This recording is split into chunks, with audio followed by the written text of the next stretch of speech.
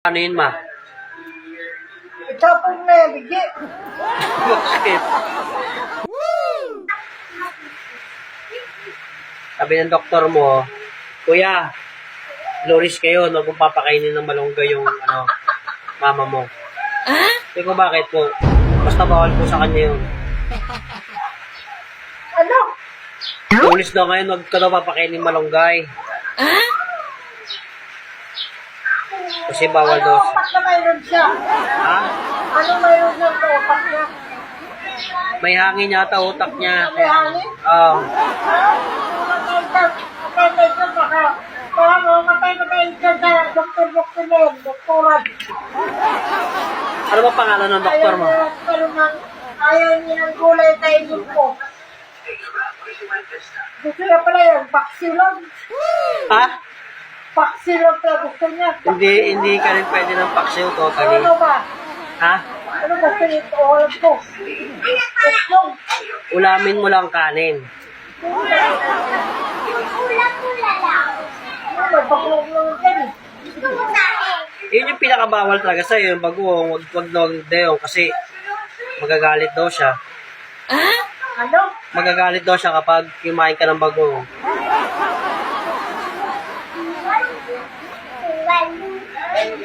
Ako sumusunod lang sa doktor mo. Ano ba pa? Wala akong pakialam na magagalit ka. Di ko naman sa kinala eh. Magalit na ko magalit. Di ko naman sa kinala. Bakit? Sino ba siya? Saka hindi naman ako nagpapasikat sa kanya eh. Hindi na siya. Lahat-lahat pinagbabawal ka kung may tuyo, may bagoong. Ewan ko sa kanya. Basta tumatawag na lang sa akin. Nagugulat na lang ako eh. Sabi sa akin, doktor mo daw siya eh. Sabi niya, Kuya, Loris ngayon, Kuya, huwag mong papakainin ng malunggay si ate ha. So, bakit po? Eh, gulay naman po yun. Bawal po kasi sa kanya yun, Kuya.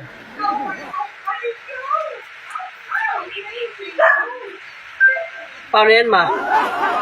Yan mo sa kwan.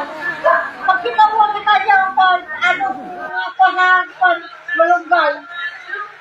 Yung, yung benefits.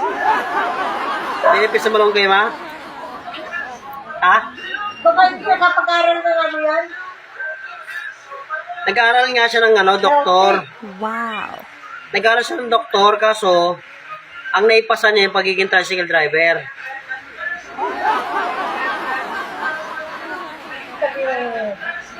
Kaya yung doktor niya, sideline niya lang.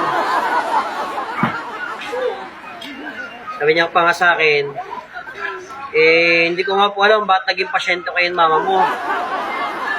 Nagulat na lang ako, pasyente ko na siya. Ma, sabi sa doktor mo, Baka tapos labas ako niyan sa Mandaluyong. ha? Baka maglabas sa Mandaluyong yan. Oh, doon nga siya natutulog yan sa Mandaluyong. Ha? Doon siya natutulog yan sa Mandaluyong. Ano? Ano? Sa Mandaluyong siya natutulog ngayon, Mandaluyong.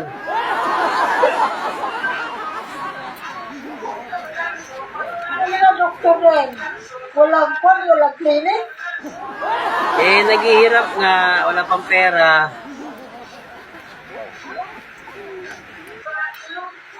Nagpakilala siya sa akin one time eh. Ma, nagpakilala siya sa akin. Pangalan pala ng doktor mo, Dr. Jero. Kilala mo? Natanda mo na?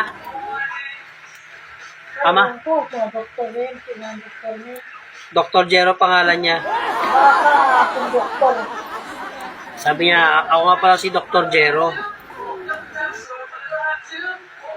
Pasabi kay mama mo ha, wag matigas ang ulo ha. Huwag daw matigas ang ulo, sabi. Kasi pinapangalagaan ko lang yung ano niya, Kasi na yan. kalusugan niya. Osos! Kalusog. Kalusog. Ano yung kalusugan ko? Bakit ayaw yung pakain ng gulay? Ha? Kasi nga daw, Lalo plus siya eh. kasi nga lunes ka daw ngayon. Eh, sabi niya, lunes daw ngayon. Bakit ka lunis? Bakit pag lunis ba ayaw? Hindi ka bawal ka kumain ng gulay pag lunis? Oo. Hindi ka na yun. Eh, sabi sa akin. Eh, sabi sa akin, doktor mo. Eh, sundin na lang natin yung gusto niya. Kesa naman ano, may, Bakit taga-ano ka naman lang ba eh? kesa ulam mo na lang kanin. Ilalo ako, malalagyan ako. Diabetes kung upan. Yung Milo malunggay daw kasi punong-puno daw ito ng bitamina. Kaya bawal to siya sa lunes. O, puno-puno pala ng vitamina. Bakit ayaw niyo ipakain sa akin yan? Ewan ko niya sa doktor mo na yan. Sino ba yan? Saan mo pala kuha yan?